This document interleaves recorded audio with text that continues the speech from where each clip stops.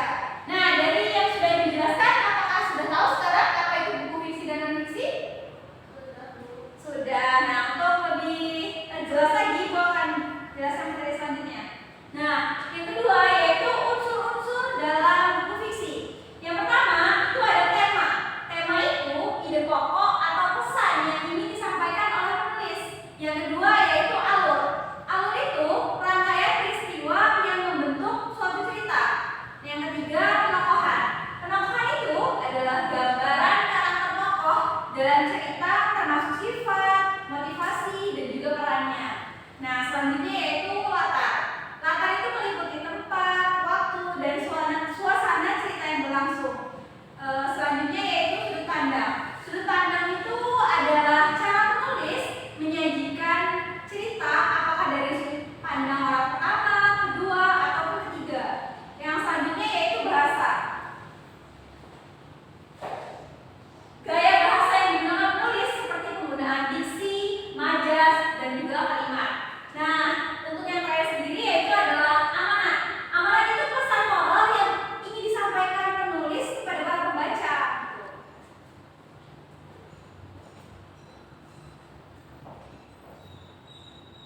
Nah, yang selanjutnya unsur-unsur dalam buku non-fiksi. Kan tadi yang Ibu jelaskan unsur-unsur yang ada dalam buku fiksi. Selanjutnya yaitu unsur-unsur yang ada dalam buku non-fiksi.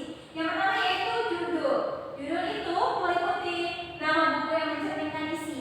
Yang kedua pengarang, penulis buku yang bertanggung jawab atas isi. Yang selanjutnya penerbit. Penerbit itu lembaga yang menerbitkan buku. Yang selanjutnya isi. Isi itu berisi informasi yang disajikan dapat berupa data, fakta, hasil penelitian, atau opini yang didukung oleh bukti. Nah, yang selanjutnya yaitu struktur. Struktur itu adalah cara penyajian informasi seperti pembabakan, subbab, dan juga paragraf.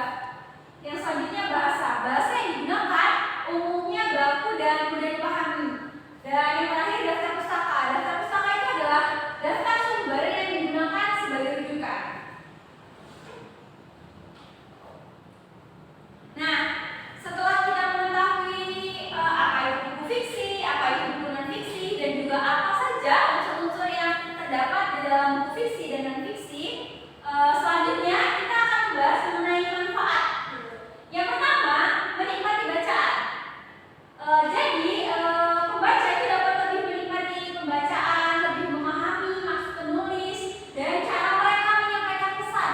Yang kedua, menganalisis karya sastra, yaitu mengevaluasi kualitas suatu karya berdasarkan unsur-unsurnya. Yang ketiga, menulis karya sendiri, yaitu menerapkan unsur-unsur yang telah dipelajari dalam karya tulis kita. Dan yang terakhir, meningkatkan kemampuan berpikir kritis, yaitu menganalisis informasi yang diperoleh dari berbagai sumber. Nah, itu tadi adalah manfaat dari buku fiksi. Nah, berikut setelah kita mempelajari manfaat, unsur-unsurnya, dan pengertiannya, nah ini adalah contoh buku fiksi gitu ya. Contohnya itu pada novel gitu. Nah, Ibu di sini mengambil novel yang berjudul Laskar Pelangi karya Andrea Hirata. Nah, kan tadi kan Ibu sudah menjelaskan gitu di dalam karya fiksi itu ada beberapa unsur yang terkandung di dalamnya. Nah, Ibu kan mengambil contoh pada karya buku fiksi novel yang berjudul Laskar Pelangi. Nah, dalam novel Laskar Pelangi itu terdapat beberapa unsur seperti yang sudah Ibu jelaskan sebelumnya, yaitu di sini temanya itu novel Laskar Pelangi itu persahabatan, semangat belajar, dan perjuangan hidup di tengah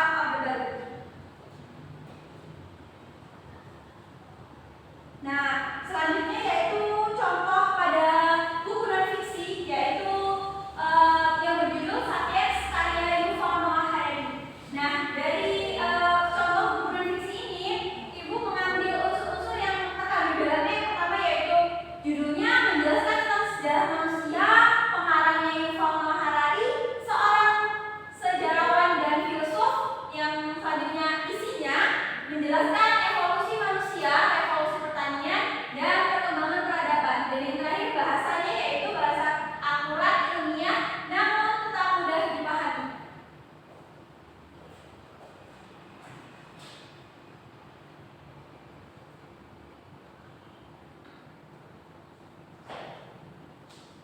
Nah, dari materi-materi yang sudah Ibu jelaskan barusan gitu, Ibu ingin bertanya apakah kalian sudah paham dari bagaimana perbedaannya apa?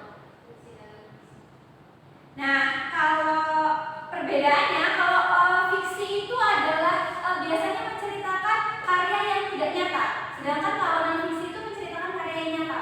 Nah, kalau karya yang tidak nyata itu untuk fiksi itu seperti khayalan atau imajinasi dari penulis. Nah, seperti novel. Sedangkan kalau fiksi itu biasanya menulis kalau non fiksi itu menulis sesuatu yang nyata, misalkan menceritakan tentang sejarah yang sudah pasti adanya, biodata juga masuk gitu. Yang pasti itu ada gitu ya. Kenapa biasa? Enggak sama.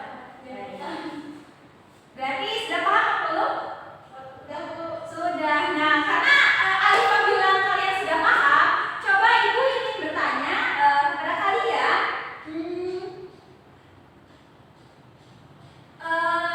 apa yang dimaksud dengan tema? Siapa yang bisa menjawab? Kan tadi Ibu sudah jelaskan.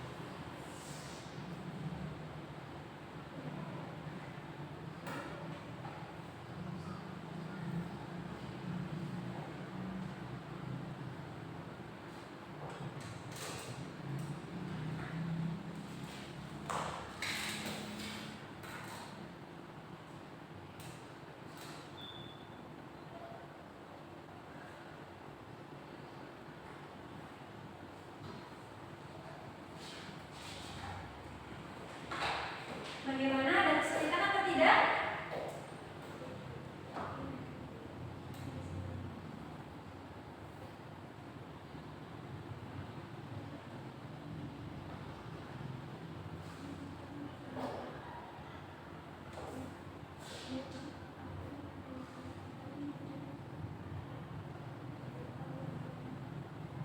Apakah ada kesulitan, Tirza?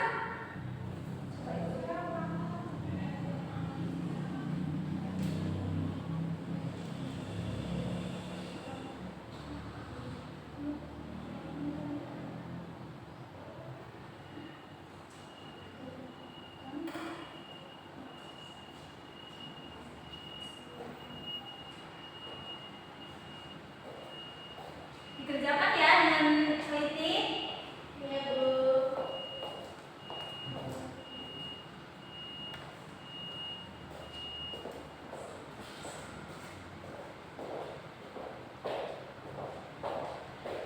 Baik, karena waktu yang diberikan sudah habis, silakan dikumpulkan ya tugasnya.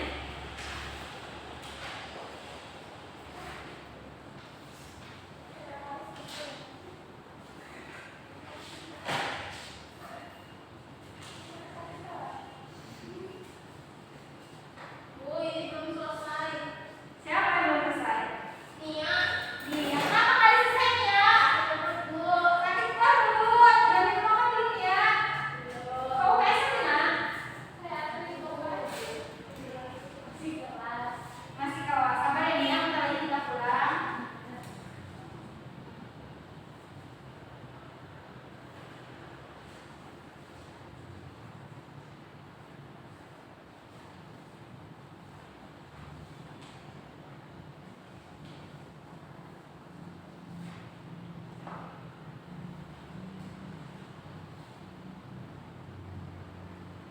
Alifa, ini pengerjaannya tadi tidak urutan ya Nak ya? Diacak-acak nomornya ya? Iya, Bu, biar enak. Besok kalau diacak-acak ini ditandai angka nomornya lebih besar ya Nak ya? Lebih jelas Oh, iya. supaya ibu tidak bingung dalam koreksi Iya, ya. Bu.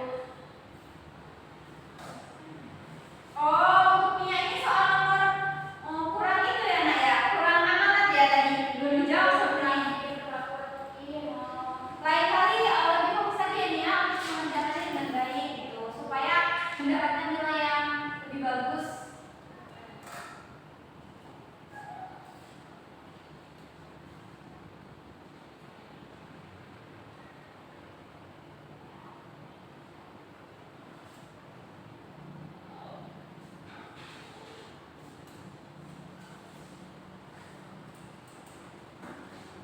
Nah, sudah Ibu